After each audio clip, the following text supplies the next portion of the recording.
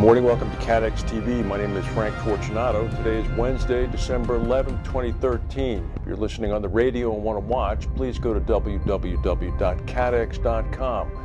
A couple of things of note before we get into the news. The United States Congress apparently has reached a budget deal which will fund the government through 2014.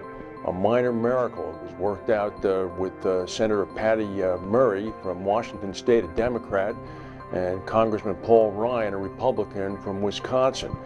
It will be voted on this week, apparently, and President Obama indicates that he will sign it.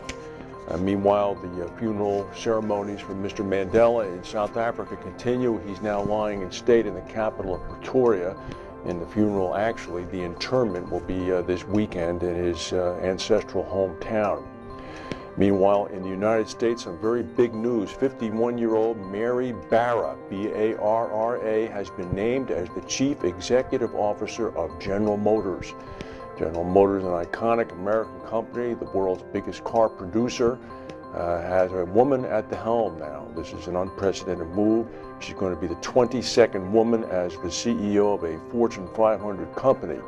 It's perhaps long overdue, but it's certainly, with the stereotypes associated with cars, trucks, etc., made by GM, the fact that a woman is going to be operating the company is really quite a big step.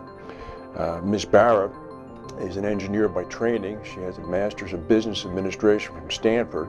She began at General Motors as a factory floor worker and received a scholarship from GM to go to Stanford. She is an automobile engineer. She knows the business inside and out. She has worked nowhere else but at GM, and she no doubt will do a very good job. Her predecessor, Dan Ackerson, who took GM from bankruptcy into profitability, is being forced to leave the company a bit earlier than he had anticipated, apparently because of a cancer diagnosis that his wife has received. We wish everybody well there, obviously. This is a long overdue story. Everybody keeps talking about how reinsurance prices keep dropping, and perhaps some people scratch their heads wondering why buyers of reinsurance aren't doing something about it. Well, one of the biggest buyers of reinsurance is Allstate, and they are going to do something about it. Their CEO said that they're going to become more competitive in homeowners business and grow their homeowners book at a faster rate because of cheaper property catastrophe reinsurance. This is according to their CEO, Tom Wilson. Wilson said Allstate can expect a positive impact on its bottom line thanks to the dropping property cat reinsurance rate. He said it really should make us more competitive in the homeowners business and enable us to grow that business at a faster rate. I don't usually agree with Allstate, but this is a no-brainer for them. Good for them. Moody's has cut QBE Insurance Group's debt rating, citing the Australian carrier's weaker financial position after its troubled North American unit was hit by hefty reserving charges.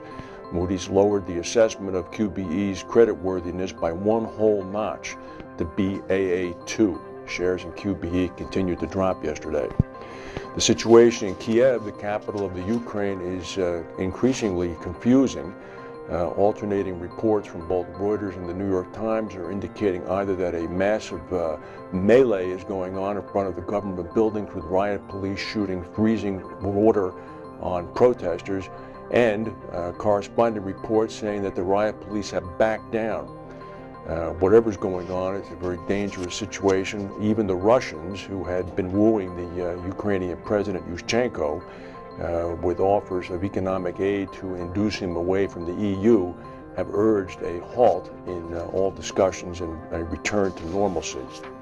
At least 16 people were killed after a fire ripped through a market in the high-tech city of Shenzen in China's southern Guangdong province.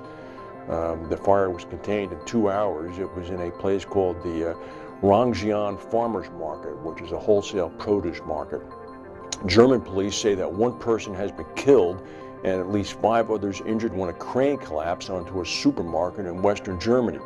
This occurred in Bad Homburg. It's a suburb of Frankfurt. It's not yet clear whether other people are still trapped in the building. The crane fell into the checkout area of the supermarket, causing part of the building to collapse. An explosion and subsequent fire yesterday morning at the Arkansas Nuclear One power plant shut down one of the facility's nuclear reactors. A nearby resident heard a loud, ground-shaking explosion. It took about an hour and 15 minutes to put the fire out. The blaze caused the reactor to go offline while investigators determined the cause of the fire. A spokesman for Entergy Corporation, which runs the plant, said the incident involved a transformer in a non-nuclear area. The Wall Street Journal notes that this represents the second incident to force a sudden shutdown of this specific reactor this year. In March of this year, another crane collapsed, not the one in Bad Homburg, resulting in 1 death and 8 injuries, cutting the reactor off for about a month. Now, here's a very interesting report. You'll remember the terrorist incident at the Westgate Mall earlier this year in Nairobi, Kenya. The New York Police Department, as well as the FBI and others, were called in to assist in the investigation. A report that has been leaked from the New York City Police Department has concluded that the al-shabab raid on the Westgate Mall was carried out by only 4 militants, each of whom may have escaped. This disputes findings by Kenyan authorities, who say that as many as 15 attackers were involved in the raid, and all of them were killed. 67 people in total died last September. The New York Police Department report said that the last confirmed sightings of the attackers on the mall's cable closed-circuit TV was on September 22nd, a little bit after midnight, 12 hours after the attack began. That was the last confirmed sighting. You'll recall it took about a week for the Kenyans to actually take control of the whole mall.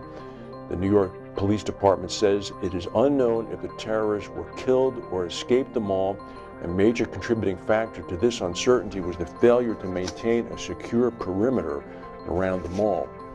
The conclusions are based upon information obtained by New York police officers and unclassified open source information. It took Kenyan authorities almost 4 days.